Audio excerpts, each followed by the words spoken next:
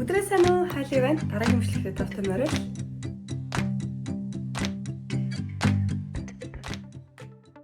Өдрөө сайн уу? Хайлт байна. Дараагийн мөчлөгтэй тавтай морил.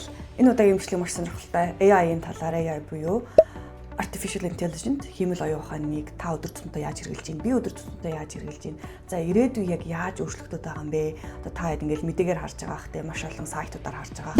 Айгүй олон ажлын байрууд алдагдаж байна. AI одоо роботын 900 урж байна. Тэгээ өмнө нь одоо кинон дээр гардаг байсан бүх юмнууд биелэлээ олж байна гэл хүн болгоны ярьж байгаа сэдв болоод байгаа.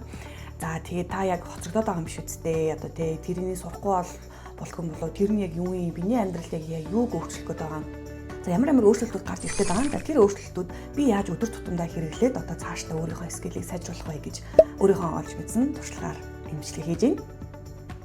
За AI буюу Artificial Intelligence гэдэг нь ерөнхийдөө бол яг одоо 24 25 ингээл гэвэл гараад ирсэн зүйл бол ерөөсөө биш юм аа тий. Одоо ер нь бол Artificial Intelligence буюу хиймэл оюун ухаан бол олон жилийн турш ингээд хөгжүүлсээр ирсэн. За одоогийн ингээд төвшөнд хөгжүүлсэн одоо хөгжсөн байгаа Artificial Intelligence-ийн хувьд болохоор бүр маш өндөр төвшөнд хүрээд ирсэн. За тэгээд энэ өндөр төвшөнд хүрээд ирсэн гэдэг нь юу яриад байгаа юм бэ гэхээр таны оролцоогүйгээр ямар нэгэн үйлдэлүүдийг хийж чадхаар төвшөнд болоод ирээ. Одоо AI agent буюу agentic workflow гэдэг одоо ямар нэгэн акшнуудыг хийх боломжтой болоод байгаа. Акшн хийх боломжтой болоод байгаа гэдэг нь юу гэсэн үг юм бэ гэхээр одоо жишээлбэл намайг ингээд зүгээр суугаад ямар ч юм хэлийг хийгээгүй одоо би байж хахад тэгээ одоо зүгээр нэг ассистенттай ч юм уу хэлээд те тэн дээрээс нэг тикет аваад тийшээ бүклээд тэдэн цагийн одоо флайт бүклээд те юу буудал бүклээрэй ч гэдэг юм уу тэгээрээ ингээрэй гэдэг хүн хэлээд тэр хүнээр хийлгэх юм а одоо AI agent-ээр хийлгэж явах боломжтой. Тэр хүртэл хөгжөөд байгаа.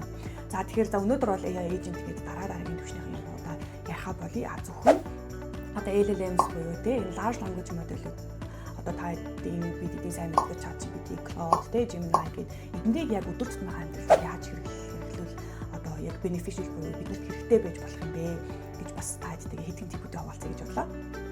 За хамгийн түрүүнд ChatGPT-ийн үнгүү аппликейшн байгаа. За үнгүү аппликейшн за Gemini-ийн үнгүү хэсэг байгаа, Claude-ийн үнгүү хэсэг байгаа, за Grok байгаа, Manus байгаа ч гэдэг юм үү. Ингээд маш олон юм AI, LLMs буюу одоо чат одоо төрлийн байдлаар эхний ээлжиндтэй бид нар одоо өдөр тутмын амьдралдаа хэрэглэхэд энэ аппликейшнуд байгаа. За эднэрийг одоо яг ямар хэрэглээнд ашиглаж болох юм бэ гэхээр одоо өдөр тутамд та search хийдэг бол тэ Google-ийг ашиглаад одоо юм хайдаг бол тэ ойрхон одоо ресторан одоо тэдэнд дөрөнд хооллох ресторан юм байна ч гэдэг юм уу те. За эсвэл одоо Токиод очиод хийх юмнууд юу байна? Мельбурнд очиод хийх юм юу байна гэдэг юм уу те. Улаанбаатарт одоо ойрын үед болж байгаа сони хачин одоо юу байгаа юм бэ? Интернет гэдэг юм уу. Ерөнхийдөө searching оронд ашиглаж болно. За тэр нь болохоор надад аюу өөртөө санагцсан. Өмнө нь бол би ингээл Google-ээс хайж үзээд за тэгээд Google-ийн доор гарч ирсэн ингээд юм олон хэсгүүдээс ингээд бүх вебсайт руу ороод те орж уншаад тэгээд тэр дунд чинь бас ингээд advertisement ad гэл зөндөө юмнууд байгаа. Тэр мөрийг аваад аюух цаг алддаг байсан бол одоо л ерөөхдөө ChatGPT-гээс те Токио явлаа гэж бодох юу гүйтсэн дээр вэ ч гэдэг юм уу те одоо яг өөртөө зориулсан personalized plan гаргуулах боломжтой. Тэр нь бүр маш хурдан хэдэн секундын дотор бас гарах боломжтой. За эхний ээлжийн те тэгэж болж байна. За дээрээс нь бид нар аягүй ашигладаг Google Translate-ийн оронд бас ашиглаж болж байна. Gemini за тэгээд ChatGPT энтрийг бас арай илүү сайн translation модель нь бүр маш сайн ажиллаж байгаа. Тэгэхээр одоо copy paste хийж болно, зургийг аваад оруулж болно те орчуулах гэж байгаа юмныхаа тийм зорилгоор би бас ашиглаж байгаа. За дараагийнх нь өдөр тутамдаа ашиглах одоо боломжит хувилбар нь юу байна вэ гэх юм бол research mode-ийг бас аягүй сайн ашиглаж байгаа. Research mode дээр нь одоо жишээлх юм бол маш олон хуудастай ном те одоо YouTube бичлэг байдаг юм уу юу байдаг юм бүгдээрээ энийг дор оруулж агаад за тэрийг одоо ингээд яг асуулт хариултыг юм шугамар бас би ашиглаж үзсэн. Тэр бас аягүй гой санагдсан. За энэ дээр би бол notebook LM гэдэг Google-с гаргасан notebook LM-ийг AI-г ашигладаг. За notebook LM-ийг ялангуяа хүнд би санал болгох вэ гэдэг юм бол яг одоо шинээр юм суралцж байгаа оюутнуудад те бас одоо ямар нэгэн одоо сэдвүүдийнхаа, хичээлүүдийнхаа номнуудыг оруулаад те судлах ёстой материалуудаа оруулаад тэгээд тэрнээсээ асуултуудаа асуугаад асуулт хариултын байдлаар ашиглаа. Тэгээд дээрэс нь AI учраас тэрэндээ яг өөртөө зориулсан тестүүд өдөр болгон боловсруулад за тэгээд тэр тестээ асуулт хариулт болгоод хийгээд яхаар өөртөө санагцаан. Тэгэхээр та шинээр юм сурах гэж байгаа оюутан хүмүүс хүүхдүүд ч юм уу те эсвэл ямар нэгэн шинэ зүйлийг сурч байгаа хүмүүс байх юм бол ноутбук хэлмийг ашиглаад үзээрэй. За дараагийнх нь ерөнхийдөө бол ингээд та харж байгаа маш том одоо юуны маш том софтверийн компаниуд одоо жишээлх юм бол Canva AI гэдэг гараад ирж байна тий оруулж ирж байгаа Notion AI, Slack AI гэх бүх юмнууд нь AI-тай болоод байгаа. За эдгээр нь ерөнхийдөө бол ингээд бидний өдөр тутмын ингээд тэр аппликейшнийг ашиглах нөхцөл байдалд ингээд айгүй гоёор нөлөөлөд байгаа байхгүй юу.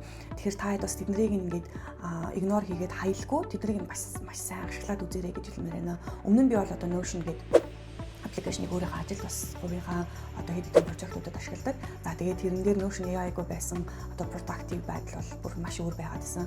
Тэгэхээр бас та хэд ингээд шинэ юмыг ингээд ийм их тийм сонирхолтой юм биш байж магадгүй гэд хаях биш. Зүгээр за ингээд ийм сонирхолтой хэрэгтэй юм байгаах гэж одоо туршиж үзээд за ингээд AI-г өдөр тутмынхаа амьдралд бас ашиглаад үзээрэй гэж хэлмээр байна. Ерөнхийдөө бол ингээд дэлхийд даяараа AI гэж шуурч байна.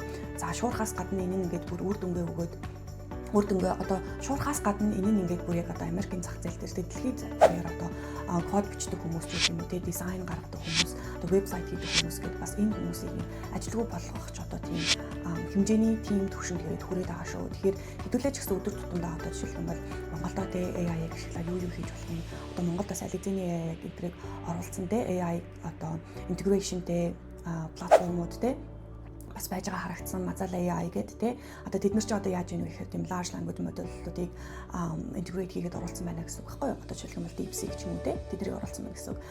Тэгэхээр цаашдаа бас AI дээр би маш гоё юмнуудыг олж мэдж байгаа. Тэгэхээр өдөр тутамдаа бас би хэрэглэж байгаа хэд хэдэн аппликейшнээ та хэдтэй хуваалцлаа. За тэгээд дараагийн бичлэгтэр болохоор би яг одоо specific байдлаар яг одоо жишээлбэл яг юу хийхэд аль модулууд нь аягүй чухал гэдэг. Одоо жишээлбэл ChatGPT дээр яг аягүй олон одоо эсвэл байгаад байдаг шүү дээ тий. Эсвэл гарч ирсэн одоо жишээлбэл Claude дээр 3.7 ч гэх юм уу тэгснэ 4 сонетч байдаг юм уу тий. Claude-ийн юунд ашиглаад зүгээр байгаа даа. Gemini-ийн тий ChatGPT-ийн юунд ашиглаад байгаа. Хизээ одоо тэр paid version буюу яг юугаар айлгаатай яагаад байгаа гэдэг өөрийнхөө хувийн төсөлтөөр бас бичлэг хийгээд оруулъя гэж бодлоо. За тэгээд өнөөдрийн бичлэг нь болохоор яг та хэдийг өдөр тутмынхаа амьдрал зөвхөн Google-ийг ашиглаад тий Google ингээд search хийгээд одоо өөрөө ингээд тийм мануалаар тэг линкүүд рүү ороод хайх биш одоо ChatGPT-г бас ингээд ашиглаад хамгийн ихэн ChatGPT ашиглаж үзээд дараа нь те бусад тийм одоо DeepSeek гэдэг юм уу те бусад одоо AI LLM-уудыг бас ингээд ашиглаад үзээрэй гэж хэлмээр байна.